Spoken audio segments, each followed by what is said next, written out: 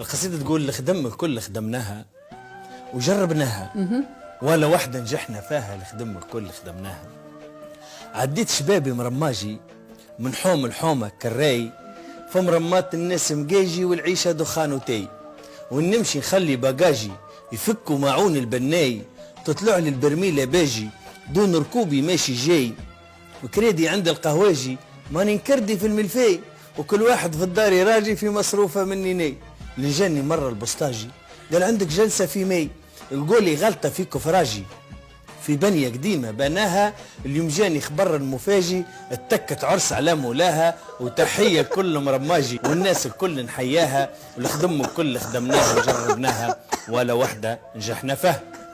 مشيت نخدم وحدي في الضوء ماني قاري عليه دروس، قلنا تتصلحش تو نصور تفطوفة فلوس. جي راجل في نهير نو قال الضوء علي مقسوس، انبوبات الدار طفو ومريتي في الظلمة تحوس.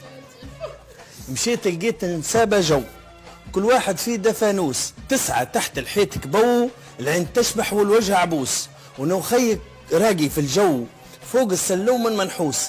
نلقى له كونتير الضو مع ششلة فيها قطوس، في الظلمة هو قال ميو، جيت طايح راسي مغروس، ايدياتي ورجلي مشو.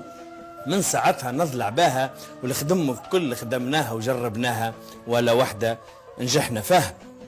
من ثم بدلت الحركة قلت ندورها تجارة، خدمة سمحة وفيها البركة وتمشي مع الناس المزهارة.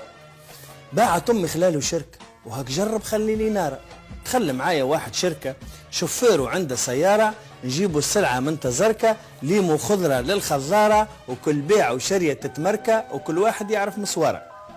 وتخالفنا مرة بركة طاحت من الكميون شكارة، ضاربنا وعملنا عرك وزادوا قلبونا القشارة، ومن ثم فضلين الشركة ومشت خسارة في خسارة. أمي روحت لها بهركة، في بالي قلت الرزاها، عرضتني بعصات سبركة، قالت لي هذه شنندب باها، تخدم الكل خدمناها وجربناها ولا واحدة نجحنا فيها.